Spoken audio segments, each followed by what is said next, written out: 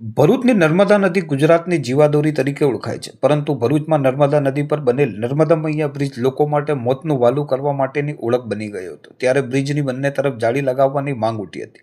આપઘાતના બનતા બનાવોને ધ્યાનમાં લઈ વહીવટી તંત્ર હરકતમાં આવ્યું હતું. ભરૂચ માર્ગ અને મકાન વિભાગના કાર્યપાલક ઇજનેરે બ્રિજની બંને તરફ ₹1,84,00,000ના ખર્ચે સેફ્ટી નેટ લગાવવા માટેની વહીવટી મંજૂરી વડોદરા માર્ગ અને મકાન વિભાગના અધિક્ષક ઇજનેર પાસે માંગી હતી. ત્યારબાદ રાજ્ય સરકાર દ્વારા બ્રિજની બંને તરફ જાળી લગાવવા માટેની સિદ્ધાંતિક મંજૂરી આપવામાં આવી હતી, જેમાં નર્મદા મૈયા બ્રિજની રિવર પોર્શનમાં providing and fixing wire mesh જાળી ફોર પ્રોટેક્શન સેફ્ટી ગ્રીલ નાખવા માટે મોકલેલી દરખાસ્તને સૈદ્ધાંતિક મંજૂરી મળી જતા બ્રિજના રિવર પોર્શનમાં બંને તરફ અંદાજિત ₹1,84,00,000ના ખર્ચેથી સેફ્ટી નેટ લગાવવાની કામગીરી પૂર્ણ કરવામાં આવી છે.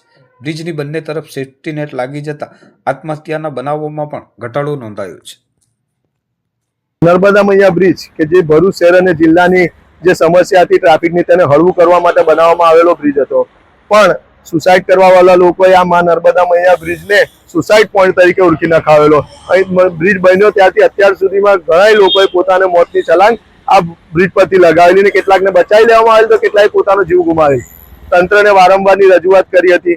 ભરૂચ વિધાનસભાના ધારાસભ્ય, માર્ગ અને મકાન વિભાગ તેમજ તંત્રને અમે વારંવારની રજૂઆત કરતા આજે જ્યારે આ નર્મદા મૈયા બ્રિજ પર નેટ લગાવવાનું કામ પૂર્ણ થયું છે, ત્યારે નર્મદા મૈયા બ્રિજ પર નેટ લગાવવાનું કામ શરૂ થયા હતી.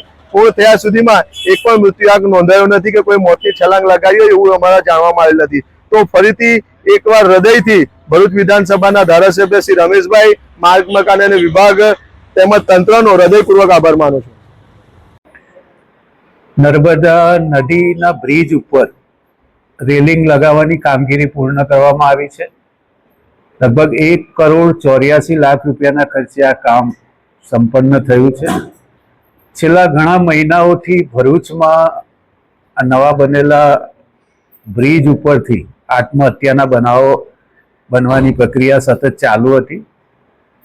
આમ સમાજમાંથી પણ માંગ હતી કે સરકાર દ્વારા કોઈ રેલિંગ લગાવીને આ બ્રિજને કવર કરવામાં આવે. લોકોની લાગણીને માન આપીને રાજ્યના મુખ્યમંત્રીએ, માર્ગ અને મકાન વિભાગે આ રકમ આપણને ફાળવવામાં આવી. તાત્કાલિક કામ શરૂ કરવામાં આવ્યું ને આજે રેલિંગ લાગીને આ બનાવો જે બનતા હતા એને આપણે અટકાવવામાં સફળ થયા છે. લોકોની માંગણી એવી પણ હતી કે બ્રિજ, નદી એનાથી બહુ સારી રીતે જોઈ શકાય અને બ્રિજનો શું છે એ પણ યથાવત રહે, એટલે એટલી ટ્રાન્સપરન્ટ જાળી આપણે લગાવી છે કે જેના કારણે બનાવને પણ રોકી શકીએ અને બ્રિજ ઉપરથી નદીને પણ આપણે જોઈ શકીએ. આ બંને પ્રકારની વ્યવસ્થા કરવામાં આવી છે. રાજ્યના મુખ્યમંત્રીનો ભરૂચ જિલ્લાની જનતા વતી આપણે આભાર વ્યક્ત કરીએ છીએ.